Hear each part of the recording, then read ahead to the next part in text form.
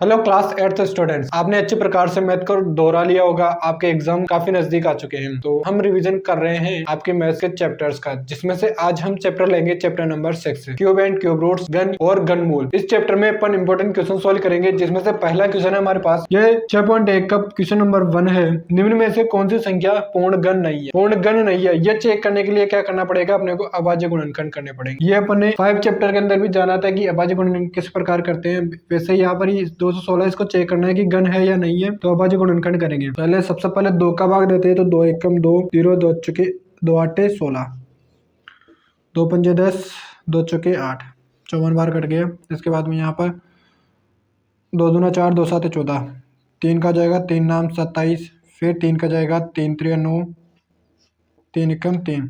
जब तक आप यहाँ पर नीचे 1 ना आ जाए तब तक आपको भाग देते जाना है।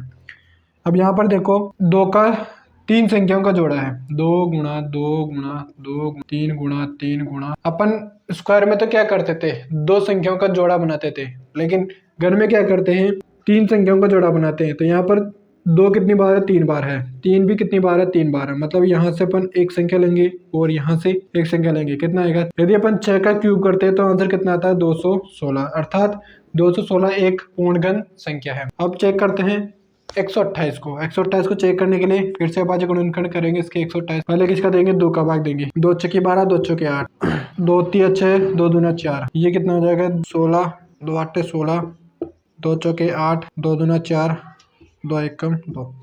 मतलब जब तक आपको भाग देते जाना है, जब तक नीचे 1 ना आ जाए। तो यह किया अपन ने। इसके अभाज्य गुणनखंड किया अपन ने 128 के। यहाँ पर एक जोड़ा तो यहाँ पर है 3 3 का, 2 का, और एक जोड़ा यहाँ पर है। मतलब ये 1 2 एक्स्ट्रा है, अर्थात ये संख्या पूर्णगन नहीं है। इसी प्रकार यहाँ पर चौथा है, इसका क्वेश्चन नंबर फर्स्ट का 100 है। इसके अभाज्य गुणन करते हैं अपन, तो ये कितनी बार हो जाएगा? 50 बार। फिर 25 बार कट गया, 5 का जाएगा डायरेक्ट, 50 25 5। यहाँ पर देखो 2 कितनी बार है? 2 बार है। 5 कितनी बार है? 2 बार है। होने कितनी बार चाहिए थे? 3 बार, क्योंकि क्या करना है अपने को? गन ज्ञात करना है कि गन है या नहीं है। तो गन में क्या होता है? 3 बार रिपीट होती है संख्या, तो यहाँ पर सिर्फ 2 बार रिपीट हो रही है, मतलब एक एक संख्या कम है, अर्थात 100 भी एक पूर्णगन संख्या नहीं है। अब आप 100 को ध्यान से देखो तो ये क्या है? एक पूर्ण वर्ग संख्या है। पूर्ण वर्ग संख्या है क्योंकि वर्ग में क्या लेते हैं? 2 संख्याओं का जोड़ा बनाते हैं। यहाँ पर 2 का जोड़ा है, एक 5 का जोड़ा है, तो 5 दूना 10, तो यानी कि 10 का स्क्वायर है 100। चलिए अब अगला इंपॉर्टेंट क्वेश्चन लेते हैं अपन इसे। अपना अगला क्वेश्चन है, वह सबसे छोटी संख्या ज्ञात कीजिए जिससे गुणा करने पर दी गई संख्या एक पूर्णगन संख्या बन जाए। इसमें से पहला क्वेश्चन है अपना 243। इसका पहला है 243। अब इस संख्या को किससे गुणा किया जाए कि ये एक पूर्णगन बन जाए? तो अपन क्या करना है, इसको अभाज्य गुणनखंड करेंगे। तो अभाज्य गुणनखंड करते हैं अपन 243 के। पहले किसका जाएगा? 3 का जाएगा, 3 बटा 24, 3 एकम 3। 3 का जाएगा फिर से 3 दूना 6, 3 7 21, 3 नाम 27, 3 त्रिका 9, 3 एकम 3। अभाज्य गुणनखंड कर लिया अपन ने। तो इसके अभाज्य गुणनखंड कितने आए? 3 गुणा 3 गुणा 3 गुणा 3 गुणा 3। 3 का एक जोड़ा है, लेकिन एक जोड़ा यहाँ पर एक जोड़ा बनने में सिर्फ एक 3 कम है। यदि अपन इसको 3 से मल्टीप्लाई कर देते हैं, यहाँ पर भी क्या हो जाएगा? जोड़ा बन जाएगा, और यहाँ भी जोड़ा। 3 गुणा 3, ये किसका स्क्वायर हो जाएगा? किसका क्यूब हो जाएगा? 9 का क्यूब हो जाएगा। तो यहाँ पर 243 को अपने को क्या करना है? 3 से मल्टीप्लाई करना है। तो ये कितना हो जाएगा?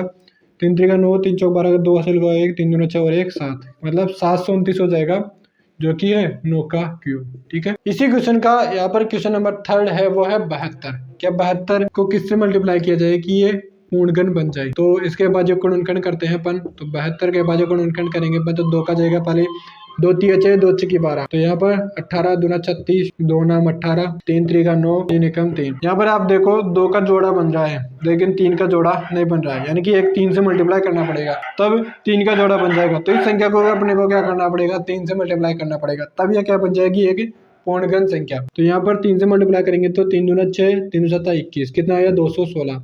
और अभी अपन ने जस्ट देखा था कि 216 किसका क्यूब होता है? 6 का क्यूब होता है। क्या होता है? 6 का क्यूब होता है। इसी का अगला क्वेश्चन लेते हैं यहाँ पर अपन 100, क्वेश्चन नंबर 5। इसी का पांचवा है 100। क्या 100 पूर्णगन संख्या है? अभी अपन ने देखा था कि इसके 100 के अभाज्य गुणनखंड क्या आ रहे हैं? 2 गुणा 2 गुणा 5 गुणा। अभी जस्ट पहले क्या था कि 100 के अभाज्य गुणनखंड कितने आ रहे हैं? 2 गुणा 2 गुणा 5 गुणा 5, ये आ रहे हैं।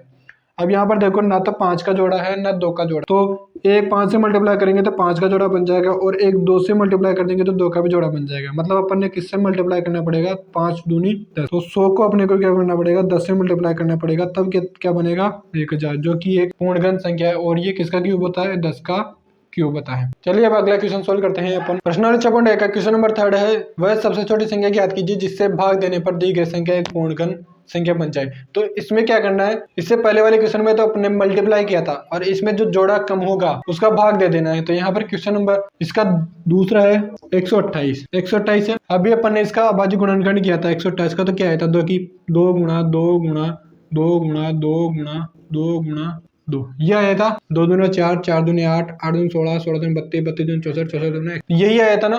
ठीक है, अब यहाँ पर आप देखो किस किस का जोड़ा बन रहा है, 2 का एक जोड़ा बन गया, यहाँ पर 2 का दूसरा जोड़ा बन गया। अब यहाँ पर सिर्फ 1 2 अधिक है, तो अपने को क्या करना पड़ेगा, इस 2 को हटाने के लिए इसको 2 से डिवाइड करना पड़ेगा। तो 2 से डिवाइड कर दिया। अब इस संख्या को क्या करना है, अपने को 2 से डिवाइड करना है। तो यहाँ पर कितना है, 2 चौकी 12, 2 चौकी, अर्थात वो 2 से भाग देने पर जो संख्या है 64, वो क्या है, 4 का क्यूब है। मतलब ये एक पूर्णगण संख्या बन गई। चलिए अब अगला क्वेश्चन लेते हैं, इसी में ही है इसका चौथा ही क्वेश्चन, इसी क्वेश्चन का चौथा क्वेश्चन है 192। कितना है, 192। अब इसको चेक करने के लिए फिर से अभाज्य गुणनखंड करेंगे इसके। तो अभाज्य गुणनखंड करते हैं, 2 नाम 18, 2 छक्के 12, 2 छक्के 8, 2 8 16, 24 बार कट जाएगा, ये 12 दूना 24, 2 छक्के 12, 2 3 6, 3 एकम 3। यहाँ पर आप देखो 2 का एक जोड़ा है, 2 का 2 जोड़ा, मतलब 2 जोड़े हैं, यहाँ पर 3 एक्स्ट्रा है।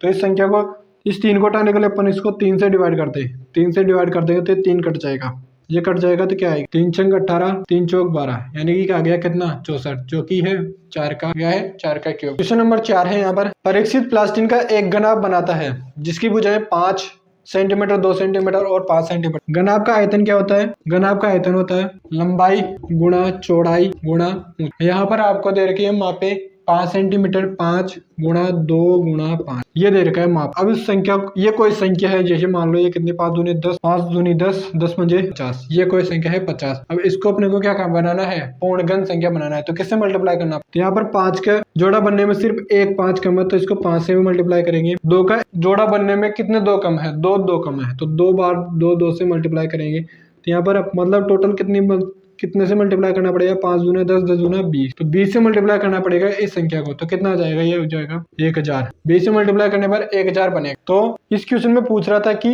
एक घना बनाने के लिए इससे कितने घनाभों की आवश्यकता होगी, जो अपन ने जिस संख्या से मल्टीप्लाई किया, अर्थात अपने को कितने घनाभों की आवश्यकता होगी, 20 घनाभों की आवश्यकता होगी। चलिए अब इस प्रश्नावली 6.2 में देखते हैं इंपोर्टेंट। प्रश्नावली 6.2 में पहला ही क्वेश्चन है, घनमूल ज्ञात करना है गुणनखंड विधि से। तो यहाँ पर पहला ही ले लेते हैं अपन, यहाँ पर इसका तीसरा क्वेश्चन 10,448, पहले का तीसरा है। अब इसको अभाज्य गुणनखंड विधि से करना है, तो अभाज्य गुणनखंड करने पड़ेंगे अपने, और तो करते हैं इसके 10,648। पहले किसका जाएगा, 2 का, 2 पंजे 10, 2 3 6, 2 दूना 4, 2 चौके 8, फिर 2 का देंगे, 2 दूना 4, 2 छक्के 12, 2 छक्के 12, 2 दूना, जब तक जाएगा 2 का तब तक देते जाना है। 2 एकम 2, 2 3 6, 2 3 6, 2 एकम 2। अब किसका जाएगा, यहाँ पर जाएगा 11 का, डायरेक्ट 11 का जाएगा यहाँ पर। तो 11 एकम 11, 11 दूना 22, 11 एकम 11, फिर से 11 का जाएगा, 11 एकम 11, 11 एकम 11, 11 का 11 एकम 11। यहाँ पर देखो 11 का एक जोड़ा है, 2 का एक जोड़ा है, तो इसका घनमूल क्या हो जाए, जहाँ पर जोड़ा बन रहा है वहां से सिर्फ एक अंक लेना है। यहाँ से 1 2 ले लिया, यहाँ से 11 ले लेंगे, तो कितना आ जाएगा, 11 दूना 22, मतलब 22 का क्यूब कितना है मेरे दोस्तों, 10,448। इसी में अब अगला ऑप्शन लेते हैं, यहाँ पर है इसका 7वां 1,10,592, 1,10,592, यह है आपका क्वेश्चन नंबर 7, पहले का 7वां है। तो इसका भी अभाज्य गुणनखंड करेंगे अपन। तो यहाँ पर 2 का देंगे पहले, 2 पंजे 10, 2 पंजे 10, 2 दूना 4, 2 नाम 18, 2 छक्के 12, फिर 2 का देंगे, 2 दूना 4, 2 7 14, 2 छक्के 12, 2 छक्के 8, 2 8, 2 का देंगे, 2 एकम 2, 2 3 6, 2 8 16, 2 दूना 4, 2 छक्के 8। तो यहाँ पर आगे क्या आएगा, 2 छक्के 12, 2 नाम 18, 2 एकम 2, 2 दूना 4, 2 3 6, 2 छक्के 8, 2 पंजे 10, 2 छक्के 12, 2 एकम 2, 2 7 14, 2 दूना 4, 2 8 16, 2 का देंगे, 2 8 16, 2 छक्के 12, 2 छक्के 8, 2 छक्के 8, 2 3 6, 2 दूना 4, 400, 2 का देंगे फिर से, 2 दूना 4, 2 एकम 2, 2 छक्के 12, 2 एकम 2, 0 8, 108, 2 पंजे 10, 2 चौके 8, 54 आ गया। यहाँ पर आ जाएगा 27, फिर 3 का जाएंगे, अब 3 नाम 27, 3 त्रिका 9, 3 एकम 3। तो यहाँ पर अब संख्या का जोड़ा बनाएंगे अपन यहाँ पर, तो 3 संख्या लेंगे एक साथ। तो एक बार तो यहाँ से ली 3 संख्या हो गई, फिर से 3 संख्या हो गई, फिर से 3 संख्या होगी। तो यहाँ पर 2 तो ये और एक ये 3 संख्या होगी, 3 का भी एक जोड़ा बन गया। अब जितने जोड़े बने हैं उनमें से एक एक अंक लेना है। यहाँ से 2 लेंगे, 2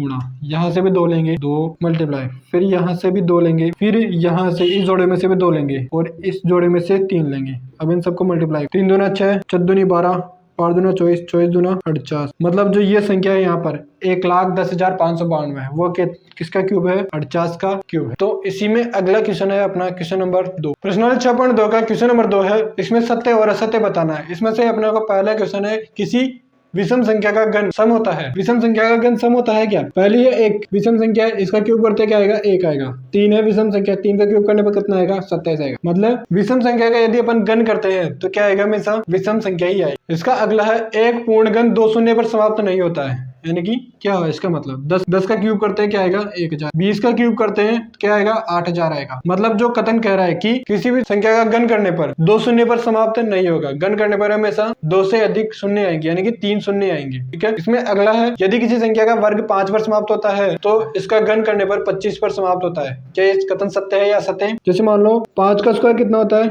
25। किस पर समाप्त हो रहा है? 5 पर समाप्त हो रहा है। यदि अपन 5 का क्यूब करते हैं तो कितना आ रहा है? 125 आ रहा है। इस स्थिति में तो सत्य है कथन कि यदि स्क्वायर 5 पर समाप्त होता है तो घन 125 मतलब 25 पर समाप्त होगा। लेकिन 15 का अपन स्क्वायर करते कितना आता है? 15 का स्क्वायर कितना आता है? 225 आता है। 5 पर समाप्त हो रहा है। यदि अपन 15 का क्यूब करते हैं तो क्या आएगा? 3375 आ रहा है, जो कि 25 पर समाप्त नहीं हो रहा है। तो मतलब एक कथन क्या है? असत्य है। इसका अगला कथन कह रहा है कि ऐसा कोई घन नहीं है जो 8 पर समाप्त हो। ऐसा कोई पूर्ण घन नहीं है जो 8 पर समाप्त हो। यानी कि क्या है? तो यहाँ पर इसको देखते हैं अपन। 12 का यदि अपन क्यूब करते हैं तो क्या आएगा? 12 का क्यूब करते हैं तो आएगा 1728, 8 पर समाप्त हो रहा है। 22 का क्यूब करते हैं अपन, क्या आएगा? 10,648। मतलब ये भी 8 पर समाप्त हो रहा है। मतलब ये कथन भी क्या है? असत्य है। चलिए अगला कथन क्या है वो देखते हैं। अगला कथन है हमारे पास, 2 अंकों की संख्या का घन 3 अंकों की संख्या होता है। 2 अंकों की संख्या का घन 3 अंकों की संख्या होता है। 2 अंकों की सबसे छोटी संख्या है क्या है? 10 है। 10 का क्यूब करते हैं क्या आएगा? 1000 आएगा। अंक कितने हैं? 4 है। 11 का यदि अपन क्यूब करते हैं तो कितना आएगा? 1331। अंक कितने हैं? 4 है। मतलब ऐसी कोई संख्या नहीं है 2 अंकों की जिसका क्यूब करने पर वो संख्या 3 अंकों पर समाप्त हुई। यहाँ पर क्या आ रहे हैं? 4 आ रहे हैं सबसे छोटी संख्या के अंदर ही। तो यह कथन भी क्या हो गया? असत्य हो गया। अगला कथन है, 2 अंकों की संख्या का घन 7 या 7 से अधिक अंक होते हैं। यानी कि 7 या 7 से अधिक अंकों के घन के अंदर 2 अंकों की संख्या में, 2 अंकों की संख्या के घन में 7 या 7 से अधिक अंक हो सकते हैं। तो अपन क्या करेंगे? 2 अंकों की सबसे बड़ी संख्या का घन करेंगे। देखिए 2 अंकों की सबसे बड़ी संख्या है 99। इसका घन करते हैं तो कितना आता है? 9,70,299। उस कथन के हिसाब से कितने अंक होने चाहिए? 7 या इससे अधिक अंक होने चाहिए। लेकिन यहाँ पर अपने 2 अंकों की सबसे बड़ी संख्या का घन किया तो कितना आया? कितने अंक आ रहे हैं? 6 अंक आ रहे हैं। मतलब ये कथन भी क्या है? असत्य है। क्या है? असत्य है। अगला कथन देखते हैं इस क्वेश्चन का। इसका अगला कथन है, एक अंक की संख्या का घन एक अंक की संख्या हो सकता है। एक अंक की संख्या का घन करने पर एक अंक ही होना चाहिए। 1 का क्यूब किया कितना आया? 1000। 2 का क्यूब करेंगे तो क्या आएगा? 8 आ रहा है। मतलब ये कथन क्या है? सत्य है। क्या है दोस्तों यदि आपको इस चैप्टर में कोई और डाउट हो तो आप कमेंट बॉक्स में कमेंट। आशा है हमने आपके डाउट को सोल्व किया हो। तो फिर मिलेंगे अगले चैप्टर के इंपॉर्टेंट क्वेश्चन के साथ। तक के लिए आपने चैनल को सब्सक्राइब नहीं किया तो जल्द से कर लीजिए, ताकि आपको आने वाली वीडियो का नोटिफिकेशन सबसे पहले मिल सके। Good bye. जय हिंद, जय भारत, जय श्री राम।